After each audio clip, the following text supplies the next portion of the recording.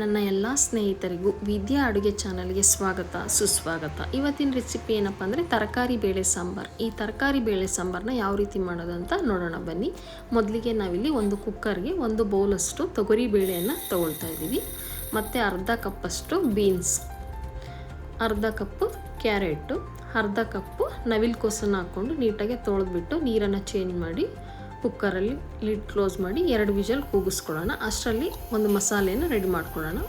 4 ರಿಂದ 5 ಹೆಸರು ಶುಂಠಿ, ಬೆಳ್ಳುಳ್ಳಿ, ಅರ್ಧ ಟೊಮೊಟೊನ ಹಾಕ್ತಾಯಿದ್ದೀವಿ. ಒಂದು 2 ಪೀಸ್ ಈರುಳ್ಳಿನ ಹಾಕ್ಕೊಳ್ತಾ ಇದ್ದೀವಿ. ಇದಿಷ್ಟನ್ನು ಹಾಕ್ಬಿಟ್ಟು ಕೊತ್ತಂಬರಿ ಸೊಪ್ಪು ಇದಿಷ್ಟನ್ನು ಹಾಕ್ಬಿಟ್ಟು ಗ್ರೈಂಡ್ ಮಾಡ್ಕೊಂಡು ಬರೋಣ. ನೋಡಿದ್ರಲ್ಲ, ಗ್ರೈಂಡ್ ಮಾಡ್ಕೊಂಡಿದ್ವಿ. ಈಗ ತರಕಾರಿ ಮತ್ತು ಬೇಳೆ ಬೆಂದಿದೆ. ನೆಕ್ಸ್ಟು ಒಂದು ಕುಕ್ಕರ್ಗೆ 2 ರಿಂದ 3 ಸ್ಪೂನ್ ಎಣ್ಣೆಯನ್ನು ಹಾಕ್ಕೊಳ್ಳೋಣ. ಎಣ್ಣೆ ಬಿಸಿಯಾದ ನಂತರ ಸಾಸಿವೆ, ಜೀರಿಗೆ, ಒಂದು 2 ಬ್ಯಾಡಗಿ ಮೆಣಸಿನ್ಕಾಯನ್ನು ಹಾಕ್ಕೊಂಡು ಫ್ರೈ ಮಾಡ್ಕೊಳ್ಳೋಣ. ಕರಿಬೇವಿನ ಸೊಪ್ಪು ಇದಿಷ್ಟನ್ನು ಹಾಕ್ಬಿಟ್ಟು ಫ್ರೈ ಮಾಡ್ಕೊಳ್ತಾ ಇದ್ದೀವಿ. ಈಗ ಅರ್ಧ ಸಣ್ಣ ಕಟ್ ಮಾಡಿರ್ತಕ್ಕಂಥ ಈರುಳ್ಳಿನ ಹಾಕ್ಬಿಟ್ಟು ಫ್ರೈ ಮಾಡ್ಕೊಳ್ಳೋಣ.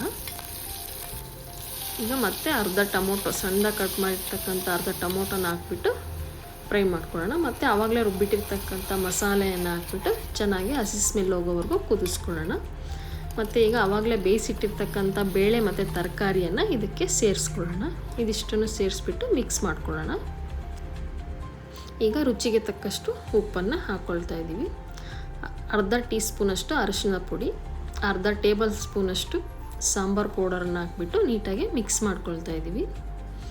ಸಾಂಬಾರು ಪೌಡರ್ ಮತ್ತು ಅರಿಶಿನ ಪುಡಿ ನೀಟಾಗಿ ಸಾಂಬಾರು ಜೊತೆ ಮಿಕ್ಸ್ ಆಗೋ ಥರ ಮಿಕ್ಸ್ ಮಾಡ್ಕೊಳ್ಳೋಣ. ಲಾಸ್ಟಲ್ಲಿ ಸ್ವಲ್ಪ ಕೊತ್ತಂಬರಿ ಸೊಪ್ಪನ್ನು ಹಾಕ್ಕೊಳ್ತಾ ಇದ್ದೀವಿ. ನೋಡಿದ್ರಲ್ಲ ಯಾವ ರೀತಿ ತರಕಾರಿ ಬೇಳೆ ಸಾಂಬಾರು ಮಾಡಿದ್ದೀವಿ ಅಂತ. ಈ ರೆಸಿಪಿ ಇಷ್ಟ ಆಗಿದರೆ ಪ್ಲೀಸ್ ಒಂದು ಲೈಕ್ ಮಾಡಿ, ಶೇರ್ ಮಾಡಿ, ಕಮೆಂಟ್ ಮಾಡಿ. Thank you.